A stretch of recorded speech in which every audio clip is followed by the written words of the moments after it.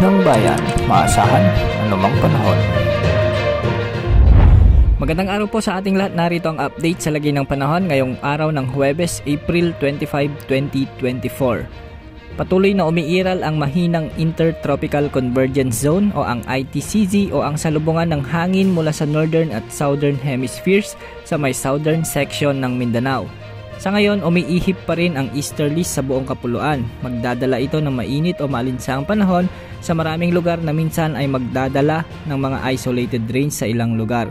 Kahapon nakaranas muli ang ilang lugar ng mga pag-ulan sa bahagi ng Northern at Central Luzon at dahil ito sa mga thunderstorms.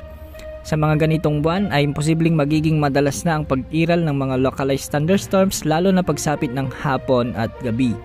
Para sa lagay ng panahon ngayong araw sa Luzon, asahan ang mga pag-ulan o localized thunderstorms sa ilang lugar lalo na pagsapit ng hapon at gabi gaya ng mga lalawigan ng Abra, Benguet, Kalinga, Apayao, Mountain Province, Cagayan, Isabela, Nueva Vizcaya, Nueva Ecija, Zambales, Bulacan, Tarlac, Pangasinan, Pampanga at ilang bahagi ng Southern Luzon.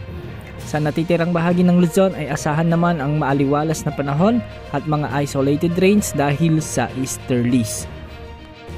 Sa Metro Manila ay asahan naman ang bahagyang maulap na kalangitan at mga mahihinang pag-ulan dulot ng mga localized thunderstorms lalo na sa bahagi ng Camanaba sa hapon at gabi.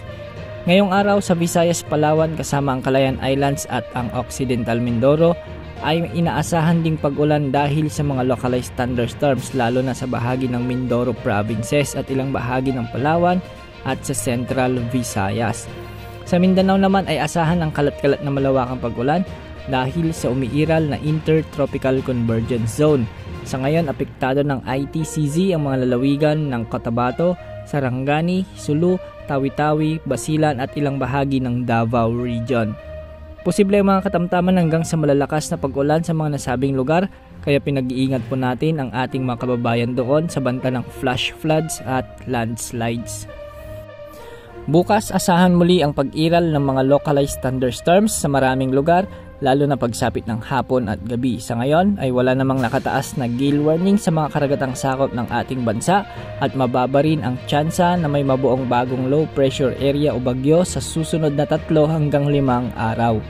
Narito naman ang heat index forecast ayon sa inilabas sa website ng Pag-asa. Kahapon pumalo sa 48 degrees Celsius ang pinakamataas na heat index sa may Sanglay Point, Cavite. Ngayong araw, posibleng pumalo muli sa 47 degrees Celsius ang pinakamataas na heat index sa may Sanglay Point, Cavite muli. Aabot din sa 46 degrees Celsius ngayong araw ang heat index sa Dagupan City, Pangasinan.